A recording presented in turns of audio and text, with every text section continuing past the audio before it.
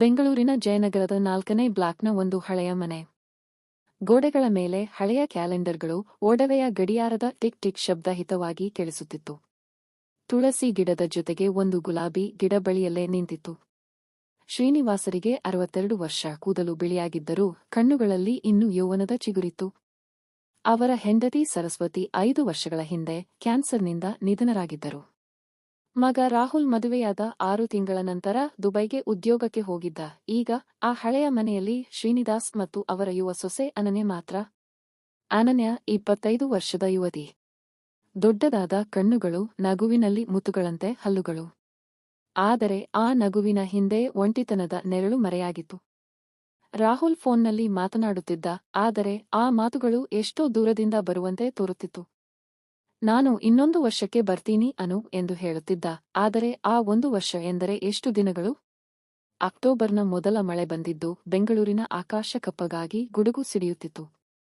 ಶ್ರೀನಿವಾಸ್ ಮಾರುಕಟ್ಟೆಗೆ ಹೋಗಿ ಬಂದಿದ್ದರು. ಹಿಂದಿನ ದಿನ ರಾತ್ರಿ ತಡವಾಗಿ ಮಲಗಿದ್ದರಿಂದ ಬೆನ್ನು ಭಯಂಕರವಾಗಿ ನೋವುತ್ತಿತ್ತು. ಸೋಫಾದಲ್ಲಿ ಮಲಗಿ ಆ ಎಂದು ನರಳಿದರು. ಅನನ್ಯ ಅಡುಗೆ ಮಾಡುತ್ತಿದ್ದಳು. ಆಕೆಯ ಸೀರೆಯ ತುದಿ ತೇವಗೊಂಡಿತ್ತು. ಓಡಿ ಬಂದು ಕೇಳಿದಳು, ಮಾವ, ಏನಾಯಿತು? ನೋವು ಜಾಸ್ತಿಯೇ?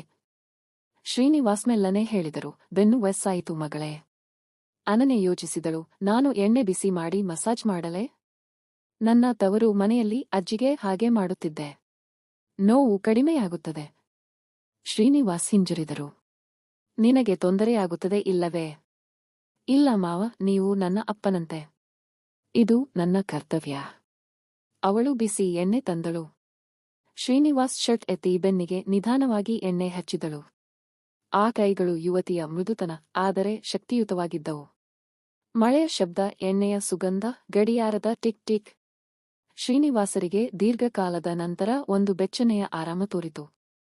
ಅನನ್ಯ, ನಿನ್ನ ಕೈ ಮಾಂತ್ರಿಕವಿದೆ ಎಂದು ಮೆಲ್ಲನೆ ಹೇಳಿದರು. ಅನನ್ಯ ನಾಚಿಕೆಯಿಂದ ನಕ್ಕಳು. ಮಾವ್, ಕಾಲಿಗೂ ಮಾಡಲೇ? ಅವಳು ಕಾಲಿನ ಮೇಲೆ ಎಣ್ಣೆ ಹಚ್ಚಿ ನಿಧಾನವಾಗಿ ಒತ್ತಲಾರಂಭಿಸಿದಳು. ಶ್ರೀನಿವಾಸರ ಕಣ್ಣುಗಳು ಮುಚ್ಚಿಕೊಂಡವು. ಏಕಾಂತದಲ್ಲಿ ಇಬ್ಬರ ನಡುವೆ ಒಂದು ಅದ್ಭುತ ಶಾಂತಿ ನೆಲೆಸಿತು. ಮರುದಿನ ಶ್ರೀನಿವಾಸ್ ಮತ್ತೆ ನೋವಿನ ನಾಟಕ ಮಾಡಿದರು. ಅನನ್ಯ, ನಿನ್ನ ಮಸಾಜ್ನಿಂದ ತುಂಬಾ ಒಳ್ಳೆಯದಾಯಿತು. ಇನ್ನೊಮ್ಮೆ ಅನನ್ಯ ಸಂತೋಷದಿಂದ ಒಪ್ಪಿದಳು. ಈ ಬಾರಿ ಕೋಣೆಯ ಬಾಗಿಲು ಮುಚ್ಚಿ ಏಕಾಂತದಲ್ಲಿ ಮಸಾಜ್ ಮಾಡಿದರು. ಶ್ರೀನಿವಾಸ್ ತಮ್ಮ ಯೌವನದ ಕಥೆಗಳನ್ನು ಹೇಳತೊಡಗಿದರು. ಸರಸ್ವತಿ ಜೊತೆಗಿನ ಮೊದಲ ಚಿತ್ರಮಂದಿರ, ಮಗನ ಬಾಲ್ಯದ ಆಟಗಳು. ಅನನ್ಯ ತನ್ನ ಕನಸುಗಳನ್ನು ಹಂಚಿಕೊಂಡಳು. ನಾನು ದುಬೈಗೆ ಹೋಗಿ ಗಂಡನ ಜೊತೆ ಒಟ್ಟಿಗೆ ಇರಬೇಕು. ಆದರೆ ಇಲ್ಲಿ ಒಂಟಿಯಾಗಿ ಶ್ರೀನಿವಾಸರ ಕೈಯನನೆಳ ಕೈಯನ್ನು ಹಿಡಿದು, ನೀನು ನಮ್ಮ ಕುಟುಂಬಕ್ಕೆ ದೊಡ್ಡ ಆಶೀರ್ವಾದ ಮಗಳೇ. ಅನನ್ಯ ಆ ಮಾತಿನಲ್ಲಿ ಮುಳುಗಿ ಇನ್ನೂ ಹತ್ತಿರವಾದಳು. ಒಂದು ರಾತ್ರಿ ಮಳೆ ಜೋರಾಗಿ ಸುರಿಯುತ್ತಿತ್ತು. ವಿದ್ಯುತ್ ಹೋಗಿತ್ತು. ದೀಪದ ಬೆಳಕಿನಲ್ಲಿ ಅನನ್ಯ ಮಸಾಜ್ ಮಾಡುತ್ತಿದ್ದಳು. ಶ್ರೀನಿವಾಸ್ ಧೈರ್ಯ ತಂದರು. ಅನನ್ಯ, ನನ್ನ ಇನ್ನೊಂದು ಭಾಗಕ್ಕೂ ನೋವು. ಅಲ್ಲಿ ಸ್ವಲ್ಪ ಸಹಾಯ ಮಾಡಬಹುದೇ? ಅನನ್ಯ ಆಘಾತಗೊಂಡಳು. ಆದರೆ ಆ ಕ್ಷಣದ ಏಕಾಂತದಲ್ಲಿ, ಆ ಬೆಚ್ಚನೆಯಲ್ಲಿ, ಆ ಒಂಟಿತನದಲ್ಲಿ ತಾನು ಸಂತೋಷಪಡುತ್ತಿದ್ದಳು ಎಂಬುದು ಅವಳಿಗೆ ಅರಿವಾಯಿತು. ಮಾವ ಸರಿ ಎಂದು ಮೆಲ್ಲನೆ ಹೇಳಿದಳು. ಅವಳು ಮಾವನ ಲುಂಗಿ ಎತ್ತಿ ಎಣ್ಣೆ ಹಚ್ಚಿ ನಿಧಾನವಾಗಿ ಕೆಲಸ ಮಾಡಿದಳು. ಇಬ್ಬರೂ ಆ ಕ್ಷಣದಲ್ಲಿ ಸಂತೋಷದ ಲೋಕದಲ್ಲಿ ಮುಳುಗಿದ್ದರು. ಅನನ್ಯ ಇನ್ನೊಂದು ಹೆಜ್ಜೆ ಮುಂದೆ ಹೋಗಿ ತನ್ನ ತುಟಿಗಳಿಂದ ಸೇವೆ ಸಲ್ಲಿಸಿದಳು. ಆ ರಾತ್ರಿ ಇಬ್ಬರಿಗೂ ಸ್ವರ್ಗವಾಗಿತ್ತು. ಮರುದಿನ ಬೆಳಗ್ಗೆ ಶ್ರೀನಿವಾಸ್ ದರ್ಪಣದಲ್ಲಿ ತಮ್ಮ ಮುಖ ನೋಡಿ, ನಾನು ಏನು ಮಾಡಿದೆ ಎಂದು ಕಣ್ಣೀರಿಟ್ಟರು. ಅನನ್ಯ ಅಡುಗೆ ಮಾಡುತ್ತಾ ತನ್ನ ಒಳಗೆ ಒಂದು ಭಯ ಅನುಭವಿಸಿದಳು. ನಾನು ಕುಟುಂಬವನ್ನೇ ಹಾಳು ಮಾಡಿದ್ದೇನೆ. ರಾಹುಲ್ ಫೋನ್ ಮಾಡಿದಾಗ ಇಬ್ಬರು ಸಾಮಾನ್ಯವಾಗಿ ಮಾತನಾಡಿದರು. ಆದರೆ ಒಳಗೆ ಒಂದು ಗಾಯ ಆರಂಭವಾಗಿತ್ತು. ದಿನಗಳು ಕಳೆದಂತೆ ಆ ರಹಸ್ಯ ಭಾರವಾಯಿತು. ಒಂದು ದಿನ ಶ್ರೀನಿವಾಸ್ ಅವರು ಅನನ್ಯಳನ್ನು ಕರೆದು ಹೇಳಿದರು, ಅನನ್ಯ, ನಾವು ದೊಡ್ಡ ತಪ್ಪು ಮಾಡಿದ್ದೇವೆ. ಇದು ಕುಟುಂಬದ ಗೌರವಕ್ಕೆ ಧಕ್ಕೆ. ನಾವು ಇದನ್ನು ಮರೆಯಬೇಕು. ಎಂದಿಗೂ ಮತ್ತೆ ಮಾಡಬಾರದು.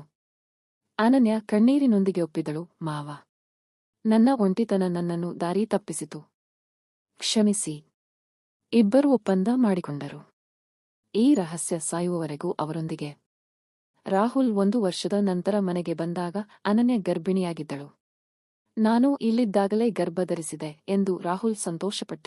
ಆದರೆ ಶ್ರೀನಿವಾಸರಿಗೆ ಶಂಕೆ ಮೂಡಿತು.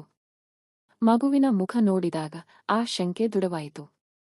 ಅವರು ತಮ್ಮ ಉಳಿದ ಜೀವನವನ್ನು ಪಶ್ಚಾತ್ತಾಪದಲ್ಲಿ ಕಳೆದರು. ಅನನ್ಯ ಮಗುವನ್ನು ಎತ್ತಿಕೊಂಡಳು, ಆದರೆ ಒಳಗೆ ಶಾಶ್ವತ ಗಾಯ ಉಳಿದಿತ್ತು. ಕುಟುಂಬದ ಗೌರವ ಸೀಮೆಗಳನ್ನು ಮೀರಿದಾಗ ಸಂತೋಷದ ಕ್ಷಣಗಳು ಶಾಶ್ವತ ಪಶ್ಚಾತ್ತಾಪವಾಗಿ ಬದಲಾಗುತ್ತವೆ. ಒಂಟಿತನದಲ್ಲಿ ತಾಳ್ಮೆ ಕಾಪಾಡಿ, ಸೀಮೆಗಳನ್ನು ಗೌರವಿಸಿ. ಈ ಕತೆ ನಿಮಗೆ ಇಷ್ಟವಾದರೆ ಲೈಕ್ ಮಾಡಿ, ಸಬ್ಸ್ಕ್ರೈಬ್ ಮಾಡಿ, ಬೆಲ್ ಐಕಾನ್ ಒತ್ತಿ. ನಿಮ್ಮ ಕಾಮೆಂಟ್ಗಳು ನಮಗೆ ಪ್ರೇರಣೆ.